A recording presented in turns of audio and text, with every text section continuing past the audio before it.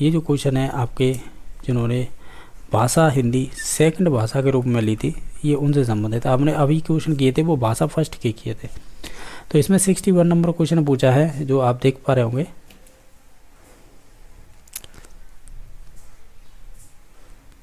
इसमें पूछा है किस शिक्षा शास्त्री के अनुसार स्कूल एक बाग होता है, अध्यापक एक माली होता है, बच्चे इसके पौधे के समान होते हैं।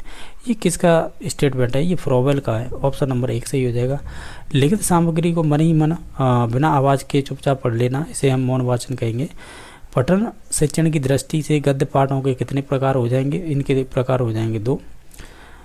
कविता शिक्षण की प्रणाली के अंतर्गत कविता को समझने के लिए वैसी ही या उसके विरोधी जैसी कविता को प्रस्तुत करना होता है, उसका तुलना करना होता है। तो हम ये कहेंगे ये आपकी तुलना विधि के अंतर्गत हो जाएगा। तो ऑप्शन नंबर डी सही हो जाएगा। खेल विधि का प्रचलित कह सकते हैं करने का श्रेय किसे जाता है? वो हेनरी कॉल्डवेल को जाता है। व्याकरण शिक्षण की प्रणाली जो विकृत रूप में सुग्गा प्रणाली कहलाती है, जैसे हम सुग्गा प्रणाली को ही कहते हैं, हम क्या कहते हैं? पाठ्यपुस्तक प्रणाली। बाकी है इस विधि में मातृभाषा के माध्यम से किसी नवीन भाषा को पढ़ाया जाता है, वो कौन सी विधि होगी इसके संदर्भ में? तो आपको बताना है। तो हम कहेंगे ये परोक्ष विधि होगी। बाकी जिस प्रकार चित्रकार तुलिका और फर्क वांछनीय उसी प्रकार अथवा उससे कुछ भी अधिक अध्यापक के लिए श्यामपट्ट और जो कड़ियों के टुकड़े महत्व देना और दोनों वस्तुएं जो सफल अध्यापक की सतत संगिनी होती हैं उपयुक्त हैं, वो किसके संबंधित हो जाएगा? तो ये सीताराम चतुर्वेदी से संबंधित हो जाएगा। क्वेश्चन नंबर 69 है। इसमें पूछा है कविता शिक्षण की प्रश्न उत्तर प्रणाली को किस नाम से जाना जाता है? तो हम उसे कहते हैं खंडान्वय विधि। नेक्स्ट है भाषा की दृष्टि से रचना के कितने रूप होते हैं? हालांकि देखा जाए इसके 2 ही रूप होते हैं।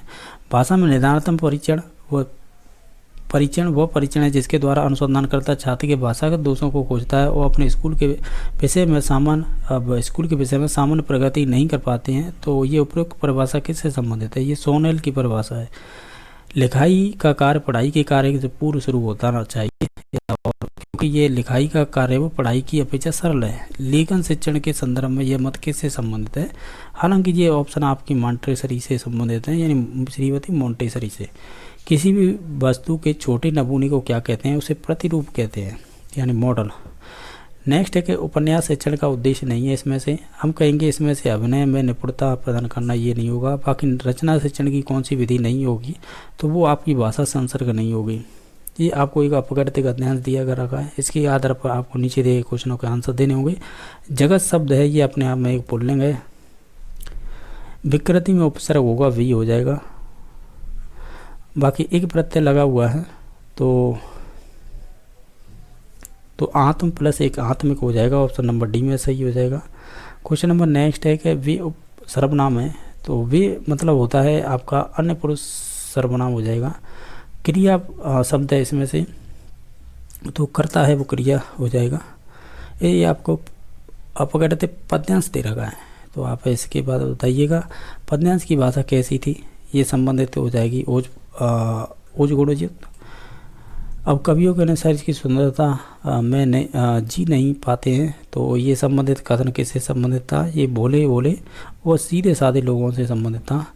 शांति और विस्मयादिबोधक चिन्ह कहाँ में कवि का भाव क्या था? तो ये संबंधित आपके विस्मय से था।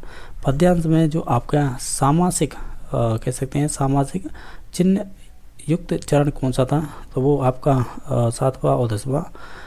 कवि विश्व के युद्ध की कहानी एक कहानी मानता है, तो क्योंकि हम कहेंगे ऑप्शन नंबर 1 सही हो जाएगा। युद्ध सतत रूप से चल रहा है।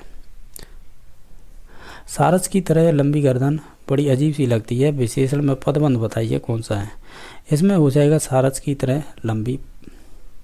क्वेश्चन नंबर नेक्स्ट है इस हाथ से लेना उस हाथ से देना लोकांकित का क्या अर्थ होता है? यह तुरंत फल पा लेना।